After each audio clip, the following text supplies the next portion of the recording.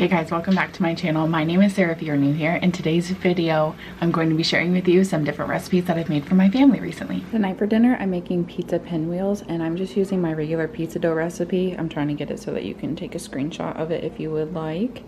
And I've already done the warm water, yeast, and sugar, and it's been sitting here for about 5 minutes and it's starting to get bubbly, as you can see.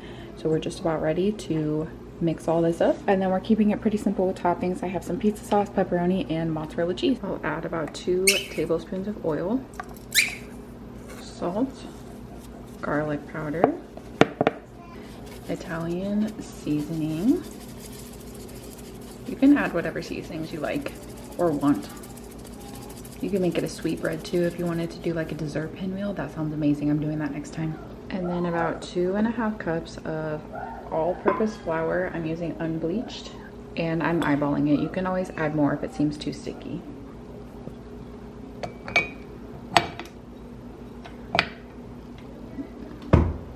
Mix that up and then let it knead for about 5 minutes. It'll start to look like this. It's all pulled off of the sides, and I'm just going to let it continue for about 5 minutes. And then I have some extra flour here. I'll sprinkle it down here and roll it out and put my toppings on. And I did just that. Sprinkle the countertop with some flour and then put the dough down. I did knead it just a little bit because it was a little bit sticky when I took it out of the bowl. Not too bad, but enough that I knew it needed a slight touch more flour. Then I put it in a ball so that it can roll it out evenly. I don't know if that really makes a difference, but putting some flour on my rolling pin and then, I don't know, underneath the dough so it wouldn't stick to the counter. And then this did take a while, but I just went back and forth trying to make it a rectangle and as even as possible with the thickness throughout the whole thing. And I flip it over because I didn't want one side to be coated in flour and the other side to stick to the counter or to the cooking sheet. However, I did have a little too much flour on the counter. Then going in with my pizza sauce, this is all I had. I wish I would have had more. They were a little bit dry. It would have been nice to have more on there or even to just dip it in, but they ended up being really delicious. So I just brushed that on with the pastry brush. Then I put cheese on the whole thing. And then I decided to slice them after that because some of them are going to have pepperoni and some are just going to have cheese. I will say I should have cut this the other direction so that the rolls weren't quite so big. And I also went back and cut them a little smaller after I rolled that first one because I realized it was just way too thick. But I should have done it the other way. It's okay. They all turned out. And then I'm oiling a cooking sheet. Again, some of them were just cheese. And then on the remainder, I put pepperoni. You could put whatever toppings on these that you normally eat on pizza though, and I think it would be really delicious. You could make different variations. You could do a buffalo chicken or a barbecue chicken or one with a lot of veggies. I don't know. There's just so many different ways that you could do this, and it takes almost no time at all, and it's super inexpensive.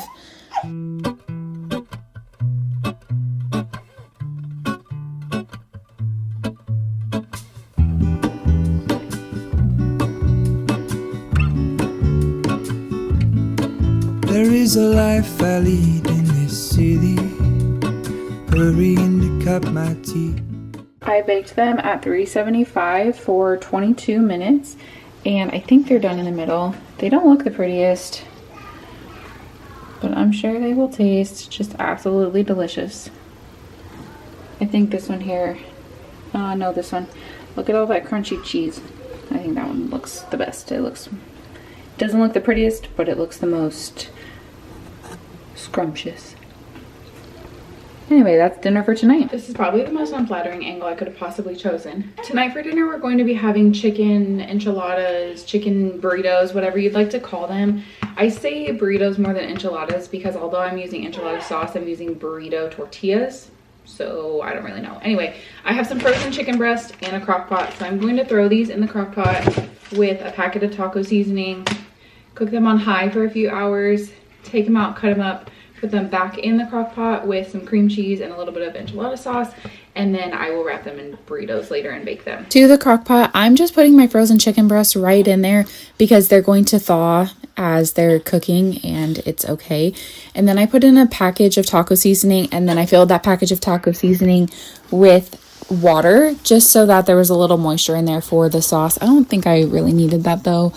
because the chicken was frozen, so it thawed, you know.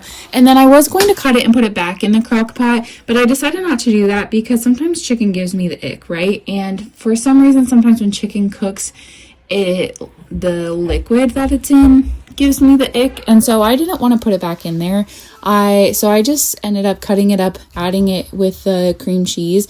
I pulled a little bit out for my kids, and then I added in the enchilada sauce to it and put it in the fridge until later. And then I just heated it up before I filled the tortillas. I almost said the enchiladas, duh. That's what they end up being. But before I filled the tortillas, I warmed it up just a little bit so it didn't have to be in the oven quite so long. I can take what I need to get by. It doesn't make it easy. The other piece of my heart moves slow, somewhere in the great unknown. When I return from the afterglow, will you carry me like I am whole again? I only have 3 tortillas, I guess. So I'm only going to be making 3 of them, and they'll just be really stuffed because I don't want to waste the filling. And then my kids, I had saved out some chicken for them. I'll just warm that up and put it on the side of a sandwich or something, because I didn't think they were probably going to eat these anyway. To make them, I just used, again, the large tortillas and put an even amount of the chicken mixture on all 3 of them with some shredded cheese and rolled them up, put them in a pan, and then I put butter on top of them so they get crispy. I don't put the enchilada sauce on until after they've cooked because I don't like when the tortilla gets soft and soggy. I like a crunchy tortilla, and then add more of the sauce on later. Hold on, put me together, take me back where I belong. I want it all. I had a feeling, but the feeling is all gone. Wait, hold on, put me together, take me back where I belong. I want it all. I had a feeling, but the feeling is all gone.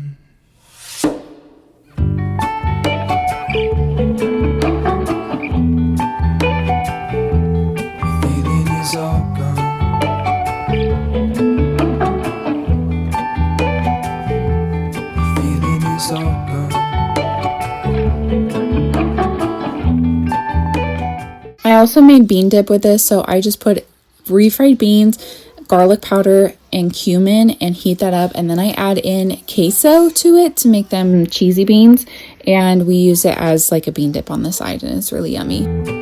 If I could take you back to my youth and show you what I wish I knew. This is what they looked like when they came out of the oven. Again, they're nice and crispy, and then I put the sauce on top, and we had the beans, salsa, cheese dip, and I had some avocado with mine. Strong with a place to lean. In the moment I hung desperately. The other ring. Tonight for dinner we're going to have hamburgers, but I don't have any buns, so I'm gonna make homemade buns. I've made rolls before, I've never made buns, so we'll see how this goes. 3/4 cup of warm water, 1 1/4 tablespoons yeast, 1 tablespoon of sugar. Mix and get it bubbly, about 10 minutes, and then 3 1/2 cups of flour, some salt, 2 tablespoons softened butter, an egg. Mix it until it has a, you know, it forms into a ball. Rise for an hour, make the rolls, rise for another 45 minutes, brush with an egg, and bake at 375 for 18 minutes. It is 9 in the morning, but I know that if I wait until this afternoon, I am either not going to have the time or I'm not gonna have the motivation to make these. The baby is asleep right now. The boys are playing nice. My camera is crooked. So I'm going to do this now. I actually think the baby just woke up. So I have 3/4 cup of warm water. You want it about 110 degrees, not too hot or it will kill your yeast. 1 1/4 tablespoons of yeast, and a tablespoon of sugar. We'll mix that up, let it sit for about 10 minutes. The baby is awake, so I'll have to go grab her and then we'll finish this up. This is nice and bubbly now. I don't know if you're gonna be able to see that. So we're going to add that with salt, egg, butter, and flour into the mixer and get it all mixed up.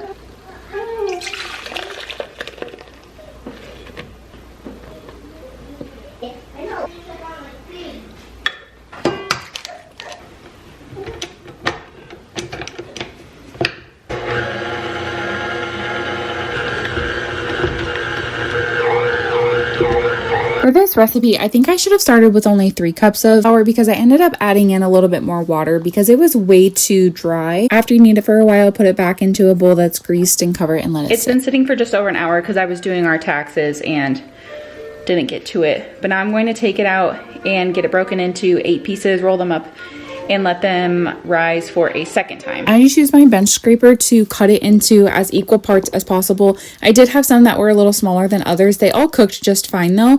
I will say I definitely need to get better at my rolling technique because some of them were a little bumpy on the bottom. Again, they all worked really great. They were absolutely delicious, but I just need to work on that, just practice. And then I put them on a greased baking sheet and let them rise for I think 45 minutes or maybe an hour, maybe a half hour. I don't remember. And then when I was done, I put an egg wash on top, which is just an egg with a splash of water. Brush that on there. And then I decided to do sesame seeds on mine. You definitely don't have to do that. You could do a plain bun.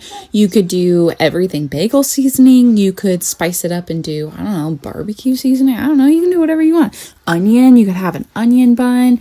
You can make them spicy. Maybe put some jalapenos on it. It's endless. Pairing with the light it holds. When I return from my skin and bone, I'm remembering the words you told me. Wait, hold on. And then obviously I had to slice them. You can kind of see on the bottom that they're not exactly flat. They're a little bumpy, but the inside was nice and soft, and I toasted them up a little bit before we put our burgers on them. Delicious. Tonight for dinner, we're going to have chicken parmesan. I am making the fried chicken myself. I was going to make homemade noodles, but I don't really feel like it, so we're just going to use noodles from the pantry. But let's go. First things first, getting some water going for spaghetti noodles. Like I said, I just went ahead and grabbed them out of the pantry, and then I'm going to make the chicken myself. So some oil in my cast iron, and then I'm making my egg wash, which is the same as with the buns. You just do a couple of eggs and a little bit of water. And then I seasoned with salt and Italian seasoning because that's the first layer going on the chicken. I wanted to make sure it's flavorful. For my breadcrumbs, actually, I have a hack for this. Buy seasoned croutons and just crush them up to make seasoned breadcrumbs. It makes them so delicious. Just dipping the chicken into the egg mixture and then the breadcrumbs and then frying it. I did pat the chicken dry on a paper towel before I did this because they were kind of wet and slimy. Again, I get the chicken ick, so maybe that's just me. And then after I fried them all, I ended up having 5 total. I put them on a greased baking sheet and sprinkled with Parmesan cheese and then put in the oven just long enough for that cheese to melt on the top so that it could be cheesy and gooey and yummy and absolutely delicious on top of the spaghetti. Put me together, take me back where I belong. I want it all. And then we served this with some of my home canned green beans. I just seasoned those with garlic and salt and pepper. I do mix the sauce in with the noodles, so did that. Here's what the chicken looks like after it comes out. And this is what the complete meal looks like. Just sprinkled some Parmesan cheese on top of there. And then I made garlic bread. This was just freezer garlic bread, nothing fancy or homemade there. But that is everything. Thank you so much for watching. Don't forget to subscribe before you go, and I'll see you in my next one. Bye. I had a feeling, but the feeling is all gone.